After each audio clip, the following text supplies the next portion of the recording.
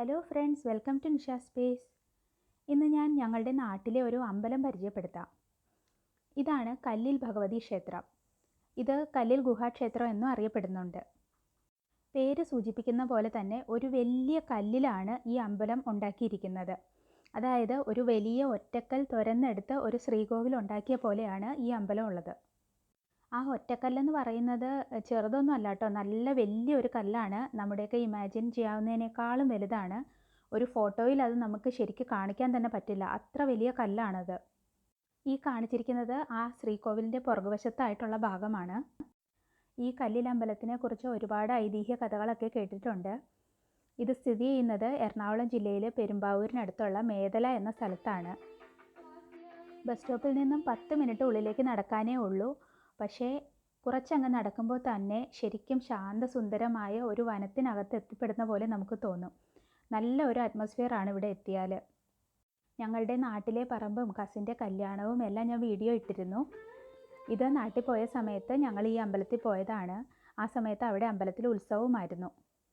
വൃശ്ചിക മാസത്തിലെ കാർത്തിക തുടങ്ങി 9 ദിവസമാണ് ഇവിടുത്തെ ഉത്സവം. പിന്നെ ഇവിടുത്തെ ഉത്സവത്തിൽ ഒരു പ്രത്യേകത എന്താണെന്ന് വെച്ചാൽ ഇവിടെ പിടിയാനയാണ് എഴുന്നള്ളിക്കിന് ഉപയോഗിക്കുന്നത്. അപ്പോൾ നമുക്കൊന്ന് അമ്പലവും പരിസരവും ഒക്കെ കണ്ടുവരാം. ഞാൻ ശ്രീകോവിലിൻ്റെ ഭാഗവും നട വരുന്ന ഭാഗവും ഒന്നും വീഡിയോ എടുത്തിട്ടില്ല കേട്ടോ.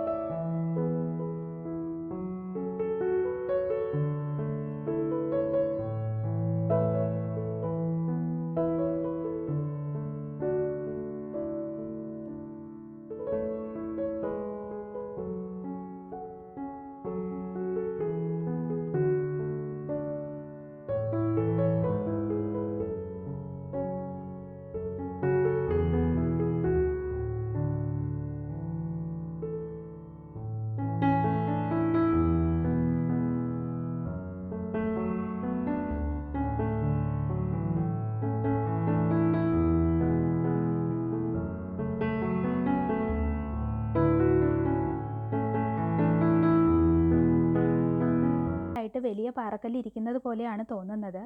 പക്ഷേ വിശ്വാസം എന്താണെന്ന് വെച്ചാൽ ഈ വലിയ പാറക്കല്ല് ഭൂമിയെ തൊട്ടിട്ടേ ഇല്ല എന്നാണ് പറയുന്നത്. ഇത് പണ്ട് ഒരു ജൈനക്ഷേത്രമായിരുന്നു എന്നും പിന്നീട് ഹിന്ദു മതവിശ്വാസികൾ ഏറ്റെടുത്ത് ഇതിനെ ഒരു ഹിന്ദുമത ക്ഷേത്രമാക്കി എന്നും പറയപ്പെടുന്നു.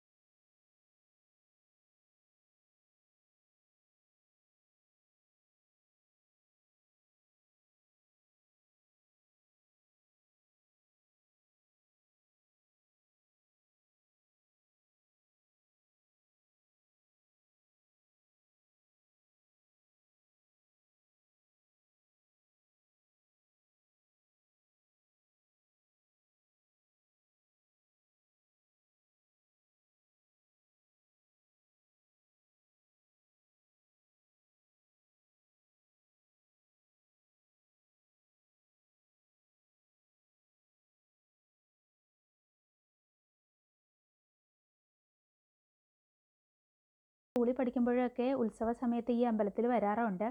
അന്നൊക്കെ ബസ് സ്റ്റോപ്പ് വരെ വണ്ടി വരുവുള്ളൂ. അവിടുന്ന് പിന്നെ നമ്മൾ നടന്ന് കുറേ പാറക്കല്ലൊക്കെ ഉണ്ട്. അപ്പോൾ ആ പാറക്കല്ലിൽ കൂടെ നടന്നാണ് അമ്പലത്തിൽ വന്നുകൊണ്ടിരുന്നത്. ഇപ്പോൾ പക്ഷേ അമ്പലത്തിൻ്റെ തൊട്ട് താഴെ വരെ വണ്ടി പോകുന്ന രീതിയിൽ വഴിയൊക്കെ റെഡിയാക്കിയിട്ടുണ്ട്. പിന്നെ ഈ അമ്പലത്തിൻ്റെ അടുത്തൊന്നും കടകളൊന്നുമില്ല. ഈ കടകളെല്ലാം ഉത്സവത്തിൻ്റെ ഭാഗമായിട്ടുള്ള കടകളാണേ. ഈ ഉത്സവവും ഉത്സവത്തിൻ്റെ ഭാഗമായുള്ള കടകളും ഒക്കെ എല്ലാവർക്കും ഒരു നൊസ്റ്റു ആണല്ലോ.